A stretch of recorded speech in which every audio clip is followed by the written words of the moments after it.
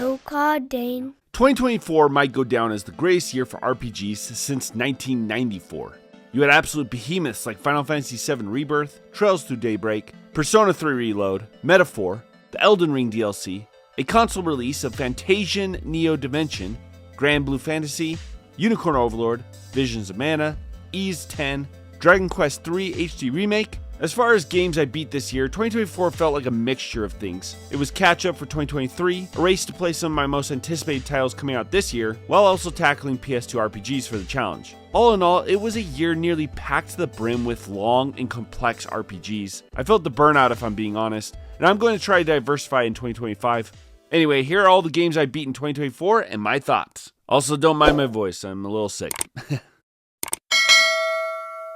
I started the year off completing Shin Megami Tensei Digital Devil Saga for the PS2 RPG Challenge. I like DDS, but did not love it. The experience was challenging and I found the battle system very engaging, though I struggled to become fully immersed in the characters and plot, mainly due to the drab world design and stiff character development.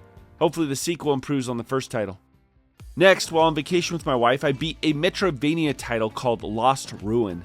The pixel art in this game, especially the bosses, was fantastic. Unlike many other Metroidvanias I've played, the controls of Lost Ruin were tanky and required some forethought. This felt less like a hack and slash and more like a tactics game. The various weapons and abilities were great and made for some unique customization. As far as the story goes, it's okay. I got the bad ending due to some stupid mundane choices made early on, which left a bad aftertaste, but all in all, it was an enjoyable title. After Lost Ruin, I jumped into my 2023 backlog with Monochrom Mobius. This is an immensely underrated title and nearly became my game of the year. Monochrom Mobius takes everything that made classic turn-based RPGs fun and perfects it. This title is fabulous and stands among the best in the genre in my opinion. The story is a prequel to the Utaware Ramono series, but you don't have to play those before you play this one. I love the characters, the gameplay, and the world. If you haven't played this title yet, I highly recommend you do so if you're looking for something that combines the old and the new into a near-perfect RPG experience. While playing Monochrom Mobius, my son and I beat Halo 1 on co-op. Something I never realized about the first Halo is just how terrible the level design is. Each mission is made up of copy and paste rooms followed by long corridors. Despite this, the game holds up and continues to deliver an exhilarating experience all these years later. Continuing with my PS2 RPG challenge, I beat the horrifyingly boring roguelike, The Nightmare of Draga. I'm not sure if I've ever beaten a more boring title in my entire life. I've played boring games, but never beaten them. It's games like this that make me think I made a mistake committing to beating every RPG on the PS2. Despite this, it was fun to make a review and tear it apart, so check out that video if you're bored. I've gotten in the habit of playing my Steam Deck while in the bathroom, and thus I very slowly beat Fire Emblem 6, The Binding Blade. I've beaten 6 Fire Emblem titles so far, and The Binding Blade ties with Fire Emblem Fates as my least favorite in the series. The gameplay was very basic, and the story rarely did anything useful or exciting. Roy is a terrible protagonist, and fails to live up to the story his father tells in Fire Emblem 7. The next game I beat was Valkyria Profile 2 Silmeria. This action RPG is the definition of an underrated game. I hardly hear anyone talk about this when the PS2 comes up. I remember Eric Landon saying that this was the best RPG on the PS2, and at the time I thought, yeah right. Even though I still slightly disagree, I can see why he would say that. This RPG rocks. The gameplay, characters, graphics, and story are all superb. Sure, there are a few details that have aged poorly, and at times the controls can feel janky, but all in all, this is some of the best the PS2 has to offer. Halfway through the year, I broke my hand in jiu-jitsu. The day I did so just so happened to be the day Final Fantasy VII Rebirth was released. This was my most anticipated title of the year, and now I had to wait until my hand was healed up before I could play it. I'm not sure what happened here, whether the circumstances soured my experience, or I just am not on board with current day Square Enix. But I did not enjoy this game. I mean, not like I should enjoy a remake of one of my favorite video games. I loved Final Fantasy VII Remake, and struggled to figure out why Rebirth didn't mesh with me. Overall, I think it was how ununique the game felt. Playing Final Fantasy VII on the PS1, there's still nothing quite like it. But from gameplay to NPCs to dialogue, quest structure, world building, and progression, Final Fantasy VII Rebirth feels like any other game. Despite this, the battle system is addictive, and I will always be happy to see Tifa in a bikini.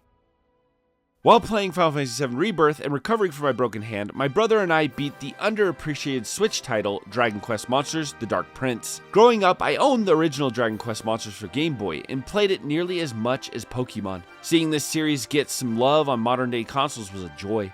Unfortunately, said modern day consoles can barely run this game. It's amazing to me that the Switch can power something like Xenoblade just fine, but when it comes to this, it struggles. Early in 2024, I got a new Patreon member who requested I make an Uden Chronicles tier list. I had planned on beating this title earlier in the year, but due to the injury, I didn't get to it until August. I backed this game and loved watching the development. The end product was great. I don't think it beats out Suikoden 5 for me, but it's close. I felt the characters were unique and colorful and the music felt appropriate. My only issue stemmed from some of the pacing and the battle system suffering from the lack of variety. Aside from that though, collecting party members like Pokemon will never be unwelcome. Continuing to plow through my 2023 backlog, I next played Unicorn Overlord, and oh boy, this title is nearly perfect. Previously, I think my favorite Vanillaware game was 13 Sentinels Aegis Rim, but Unicorn Overlord easily beat that one out. Not only is this an amazing tactical RPG, but it also graces us with George Kamatami's vibrant artwork and character design. This thing was a mix of Fire Emblem, Tactics Ogre, and Growlancer, all mixed in one, and I couldn't stop playing. Unicorn Overlord is without doubt my game of the year. In between all of these massive AAA RPGs, I snuck in time to play the FPS puzzle indie title called Neon White. This game was incredibly charming and the controls were perfectly tuned. I haven't enjoyed an indie game this much since Celeste. The story is, well, it's there. Can't say I was very interested in it, but the gameplay was quick, addicting, and pinpoint accurate, which made each level an exhilarating race to the end. After I wrapped up both Neon White and Unicorn Overlord, I jumped into my next PS2 RPG, Final Fantasy XII. I played the Zodiac Age version on the PS5 and found it to be far superior to its PS2 original. It tied with Shadow Hearts and Valkyria Profile 2 on my rankings, which means that it essentially is in second place so far. I really enjoyed this title, both as a Final Fantasy game and as a PS2 RPG. One of my most anticipated titles to play this year, and aside from Final Fantasy VII Rebirth, one of my most disappointing, was The Legend of Heroes Trails Through Daybreak. This game was a major step back from Trails into Reverie in almost every way aside from the story. At this point, the narratives of the Trails series are starting to become incredibly predictable, but I've always enjoyed them for its gameplay and party members. The new cast of Daybreak are fun, and returning party members from the series was appreciated. But ultimately, Daybreak's focus on the narrative and reluctance to let the player deviate from the set path made this nearly 100-hour game a bit of a chore to get through. The new battle system is fun, but I felt it sacrificed some of the style of the previous game for efficiency. Also, I don't see why they threw in the action battle system. It's essentially the same as previous titles, just more button mashing. Anyway, I have high hopes for its sequel, but in the end, I didn't enjoy this as much as I thought I would.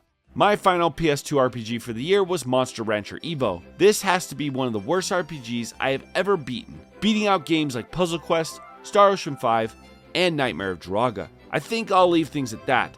Be sure to check out my retrospective coming in January. Stellar Blade is a fantastic game that does nothing new or overly original. This title set out to emulate its inspiration, Nier Automata, and I think it succeeded and failed in different aspects. As far as tone, narrative, and music, Stellar Blade pales in comparison to Nier, but the battle system is far superior to that of its inspiration, and the art direction is fantastic. Customizing the unbearably sexy Eve with nearly 100 different cosmetic items is the main draw here. If you're into that kind of stuff, then this game will not disappoint. Unfortunately, the incentive to explore loses its excitement in the third act, as you'll pretty much have everything you need. Aside from Monochrom Mobius and Unicorn Overlord, Stellar Blade was one of my favorite video game experiences of the year. And there you have it, the games I beat in 2024. I want to thank all my Patreon supporters for all the help and validation they gave me this year. Thank you to In the Navy, Zeta, Survives Shipwrecks, Jeff Vanderwood, Giovanni Morales, Andrew Varney, Visan, Chris N, Zeltex, and Black Chapel. Be sure to like, share, and subscribe. And hey, while you're at it, why don't you check out more of my videos below? See you in 2025.